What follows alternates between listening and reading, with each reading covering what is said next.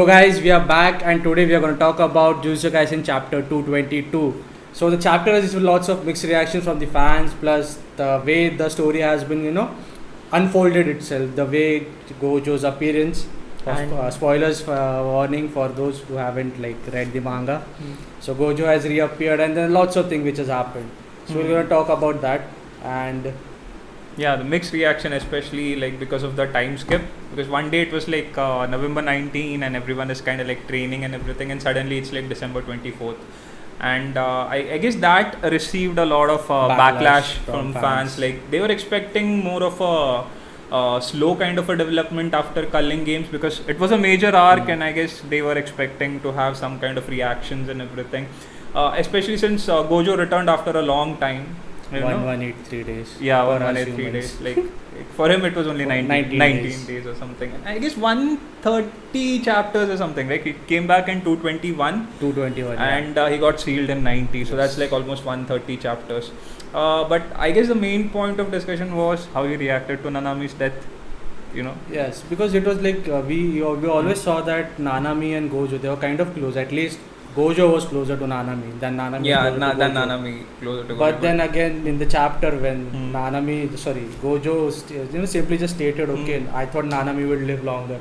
Yeah, and that's it. I mean, dude, your friend has died. Do you think Gojo actually considered Nanami to be a great? But he at least respected him enough to consider him on an equal level as a teacher, and at least I guess at least that respected Nanami a lot, even though Nanami didn't have that much respect for Gojo.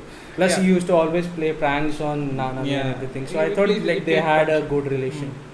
So yeah, that was there. So one line, but then again, I feel that a lot of things that happened in the chapter were potential openings to build the story. When Gojo mentions Nanami's death, there is something that Ino wants to say to these people. Yes. So there's that is left half-assed. That plus again, Gojo mentions that he has a monumental task for Ichichi. Yeah. So even that is there. Yeah. So what kind of task does he have, and what kind of task does a person like Ichichi can? Yeah. A monumental task at that. Curtains and everything. He's been handling communications, and at Shibuya at least that's what he was doing. So I don't know what kind of things he's. But we haven't seen his curse technique or anything. I don't think he has a curse technique. Yeah, because let's see. Yeah, he himself says that he was not cut out to be a Jujutsu sorcerer. Gojo tells him that don't be a Jujutsu sorcerer.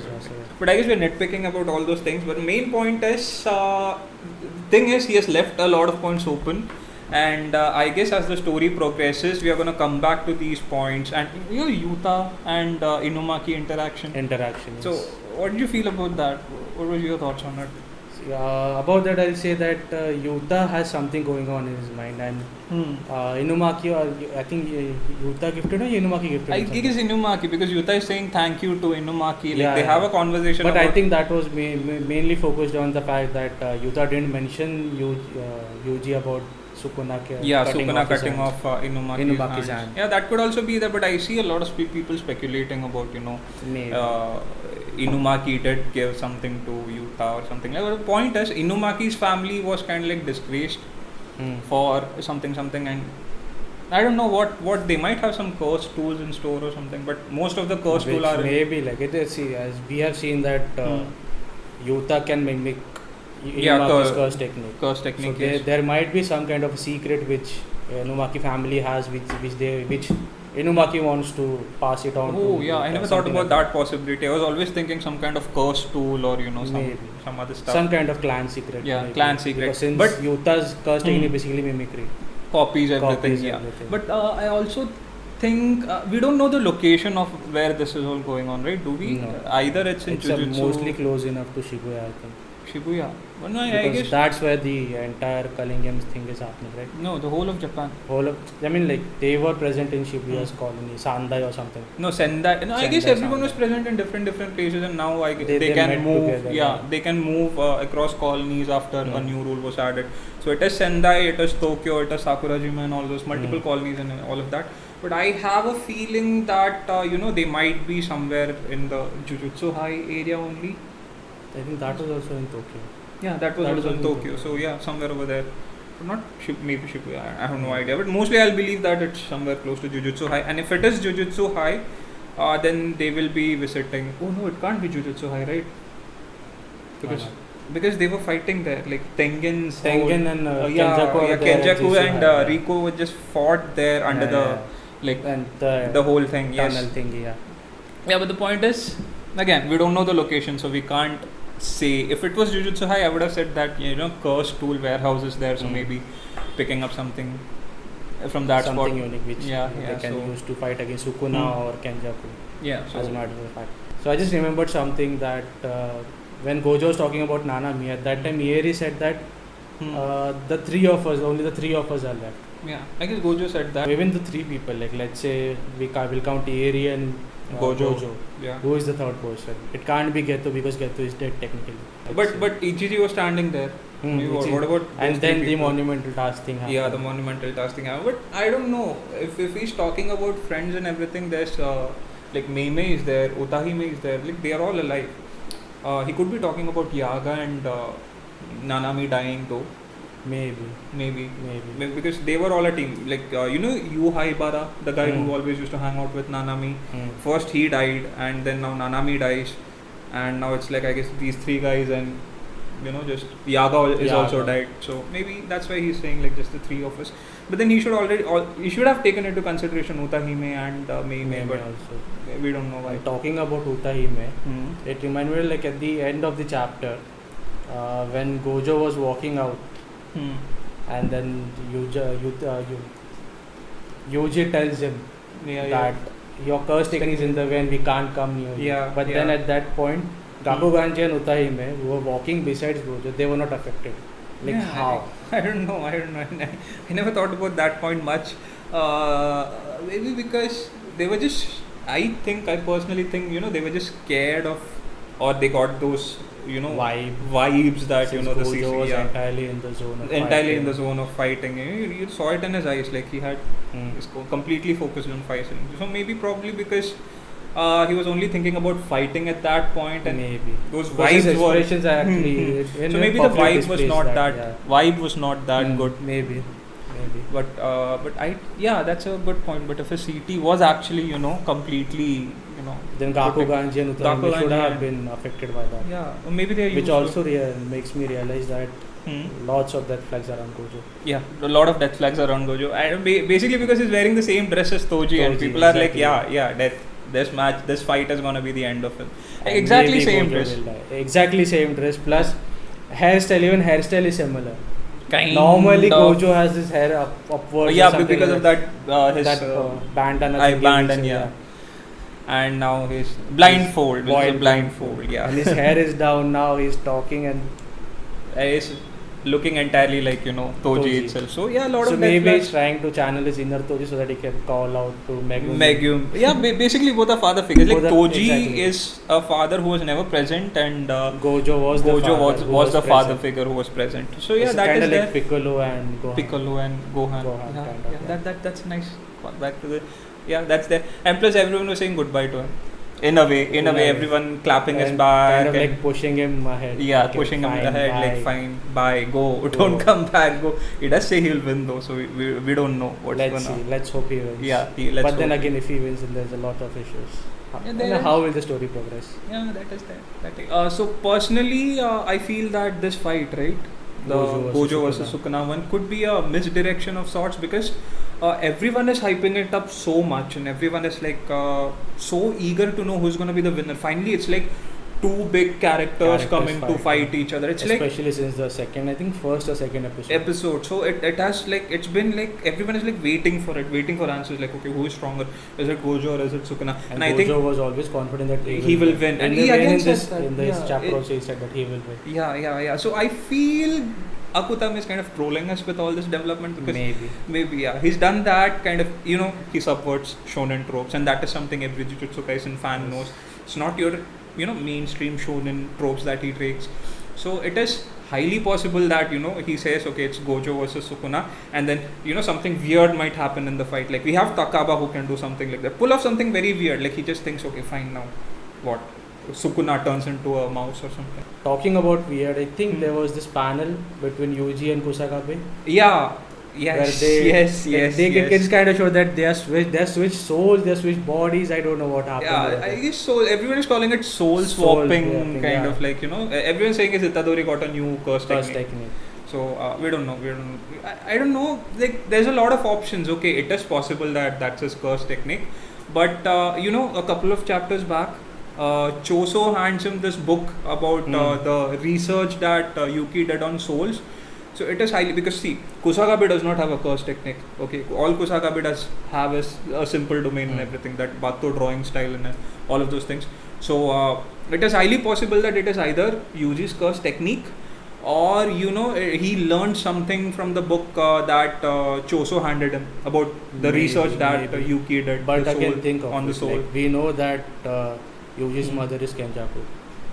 Yes, we know that. Yes. And Kenjaku has been kind of brain hopping, so that could lead to, like, genetically, I'm just speculating. Yeah, that could happens. genetically lead to Yeah, I soul mean, curse swapping. techniques do get kind of passed on, like, develop, genetically within a clan and everything. Like, curse techniques Something- passed on something within a might clan. have Like happened. Naoya had projection sorcery, which his father father also had, had. yeah. So Naobito, his father Naobito. Naobito also had. So yeah, that's very, very much possible that you just kind of able to switch bodies. But then look at Kenjaku, right? Kenjaku does it with his brain, like. Yeah, but he actually uses- transport, like, Yeah, switches brains, because you have all those all knots those and everything. stitches and everything. Yeah, and a smiling brain when he Yeah. takes it off. It's very creepy kind of thing.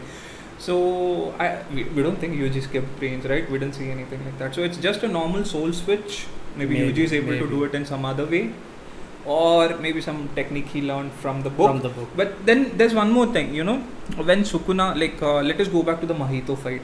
So when that was happening, Yuji was actually able to land hits on Mahito and affect, like, injure Mahito's soul. So Mahito, like, notes one thing as Yuji can see the contours of the soul, because Sukuna is inside him, because he's housing another soul in them. So my point is, now in the recent chapter when he took over, like, Megumi, what Sukuna basically did was he created a cursed object out of his finger, and then made Megumi eat it and then switches the body. So what happens is soul hopping. Basically, soul from Yuji's body is getting hopped onto, like, Megumi's body. And I remember this one thing that Gojo said at the very start, like, maybe Yuji will be able to absorb kind of techniques from Sukuna can learn techniques from Sukuna. I think, but instead of, like, absorbing his curse technique, he I think absorbed the last thing which Sukuna learned. Yeah, which maybe was, like switching souls, creating cursed objects and switching souls. Like, maybe. yeah, that's very possible. That because could be that could be the case. That could be because he tells that he can see the contour of souls and everything. And if Yuji is kind of like a blotting paper for what Sukuna does, and I guess Sukuna and in one chapters, Angel mentions that Sukuna was the only person who was able to create a cursed object of his without Kenjaku's help. So maybe something it's I don't think subconsciously maybe Yuji kind of learnt it, or his soul kind of absorbed that kind of an information. Maybe then because he's able to switch souls, we never know, or it could be someone, like, totally someone else's curse technique, like what Utahime is present there. We don't know what Utahime is. But again, Utahime was walking behind, and she wasn't even there. No, we don't know, right? We don't know. Maybe she was there, maybe she was not there. Like, the fact that during that training session, I think only Meme was there, and she was bidding on Gojo. Yeah, betting. She's running a whole betting scandal over there. And planning to earn 3 billion. That curse technique is very useful, as CCTV drones. That's basically drones. It could be every crow is a drone. IPL and EPLs. One more thing, the chapter starts with fingers. Like Sukuna eating fingers, and like now he's consumed like 19 fingers and only one is left. And he so about that also, like, I just had a thought. Like, he says that Gojo has one finger. Yeah. Okay. Yeah. So might have one. finger. So if Gojo has one finger, so there might be a possibility that Sukuna and Gojo might reconcile, and they might take a step back. Why though? I don't understand. Like, for because one finger, Sukuna he ate the knows. mummy. Like, he ate his own head, but again, like, that is not equivalent to his soul, right? We never know what is there in His his soul. he But said, yeah, that's like, there. 20 fingers, 20 parts. With 20 parts of his soul. What if the mummy also had a? It's a Shinbutsu mummy. Shinbutsu mummy. So maybe, not sure. That's something. But yeah, like I told you, right, this could be a misdirection, you know. Maybe Sukuna will tell Gojo like, yo bro, I need some help with Kenjaku or something. Maybe. Not yo bro, that was very cringe. Maybe. But yeah, that is also true. it might be possible that he just goes up to Gojo and says that, you know what, let's strike a deal. There's something I want you to do, and you know, maybe I'll give you back Megumi then. That might happen. I don't think Sukuna will give back Megumi. Because he is very much interested into Megumi's curse technique. Yeah, that, and he also ate his body. And that is his sole purpose of taking over Megumi's body. But I also think there's some other reason for, like, he's interested in the curse technique. In chapter 2 and 3 kind of he mentions that Megumi had the curse technique potential and everything to become a perfect vessel. But I think there is something more to it. I personally feel there is something more to it. Yuji is a special case. Yuji is a special case. Kenjaku actually created Yuji. I think Yuji is a very special case for... Yeah, even that is mentioned in the, I think, previous chapter, where this guy, Sukuna himself, Kenjaku creates the grossest of things. So maybe Kenjaku did something in mind. Like, you know, he had something in mind while he was creating Yuji. We don't know what that is. Maybe that will be revealed in the future chapters. But talking about the fingers, the missing finger, you know, there is kind of a, like, you know, again, rumor mills and everything going on. Like, if Nobara is alive, if Nobara is alive, and if Gojo decides if she is alive, I hope she is alive. So if she is alive, and if, you know, Gojo actually decides to give the finger to Nobara, you know what happened in like Shibuya, right? Mahito versus this Nobara thing. She uses, like, he splits his soul. She uses resonance, and both Mahitos get affected over there. The same thing is happening here. It is Sukuna's soul, basically. Like you said, soul split into 20. So one finger, a small part of his soul, she can use resonance. Basically land a hit on Sukuna without even being present. So even that might change the entire outcome of the battle between Gojo and Sukuna. That would be unfair, to be honest. Like, it will be unfair, but I think Gojo needs it because he is fighting against Sukuna's curse technique plus Megumi's curse technique. Are you saying Gojo is not that strong? He is strong, but again, fighting against 2 curse techniques, out of which one curse technique which was present, like, it was the reason behind the previous limitless user and 6 size users dying. So that will be Mahoraga basically. Maybe that could be there. So maybe he'll need some kind of slight push that Gojo needs to win. Now coming back to the main thing, like the first topic which started with, what do you think of the time skip? Time skip, that's like, we started off with the time skip, and I think a lot of people have been blaming Akutami for speed running through the manga. But I guess one thing they fail to notice is that flashbacks, like going into, like, the past, a big thing in Jujutsu. A big thing in Jujutsu. It happened in Shibuya a lot. Like, just before Gojo's sealing, you get Kenjaku's and Mahito's mindset. You know, like why they trapped him in that lower floor, and how exactly the prison realm works. Everything that was through flashbacks. We didn't get any kind of information beforehand for all that. And I'm pretty sure none of the flashbacks that come are gonna be like Aspul level flashbacks, because he has Akutami has left hints like, the switching, body switching. He didn't explain it, but he showed, right? Okay, there is something going on here. Same with like the Yuji and Sukuna's body switching kind. Not Sukuna, this guy Kusakabe. No, not that. Like, even in general, like when Yuji switches places with Sukuna, that is like he's like keeping one soul ahead, one soul behind. Taking over the body, drawing parallels to both. Something like that. Yes, a lot of things are happening. A lot of things have happened over here. Even, did you notice Kenjaku's like philosophical theory that he was talking to Kogan? He was chilling on a bridge with that gaming console and everything. And I guess some people have noted that it's a callback to some manga. I don't remember that here. If we find it, we'll show a snippet of it over here. But the point is, even Kenjaku's philosophical dialogue, like, it's as if he's having a conversation with Tengen over there. Like, people who don't take initiative, who don't decide, take steps for themselves even when they're put into a harder scenario and everything. So what do you think? Like, it's obvious that they're gonna get some sort of flashback, right? Maybe it will kind of touch upon the points that Tengen, Kenjaku and Sukuna, they have something in common in the past. Somewhere they're connected. All of them are because connected. Tengen is older than Kenjaku and this guy. Sukuna. He came through in the Nara period, and I guess we don't know about Kenjaku exactly, but Sukuna was more during the Heian era. Exactly. So it comes and after. He kind of ruled Heian era. Heian era, exactly. So we'll have to wait and see. I'm pretty sure all of these informations are gonna come as flashbacks to us, Flashbacks and are like in the people next who are chapter. yeah. Let's see. What Let's if see. next chapter starts with a flashback? You never know. Maybe Yeah. because I don't think Gege Gautama will directly be like, let's just jump into the fight and we'll start with the fight. You And can- then between the fight, he'll give us flashbacks. Yeah. That will be kind of very Naruto-esque kind of thingy. But then again, that will be like, let's see. Let's see. What You happens. can never predict what that man is gonna do. So Yep. it's better to wait till the next chapter and see how he's gonna Yes. let the man. We can't actually trust that one-eyed cat. Yeah, Cyclops cat. Cyclops cat. It's very bad to trust him. He'll obviously pick up a theories and he'll be like, whoops, no, nothing's gonna happen. Like who to would him have then. thought that he'll kill Nobara? Like, I'm not saying that she's dead, but let's hope she's not. But even if she is, Yeah. like he killed one of the main trio, dude. I mean, like that's a huge thing. Subverting tropes. Subverting tropes. Did you ever think he will Yeah, switch that bodies is with? like- That subverting tropes will make another video on that. Video will on be a that, huge yeah. discussion. But still, just one question. Did you ever think he'll switch bodies with like Megumi? Sukuna will switch bodies with Yeah, Megumi. because it was kind of given. I think he wanted I to. had- Since Sukuna was Yeah. always interested in Megumi.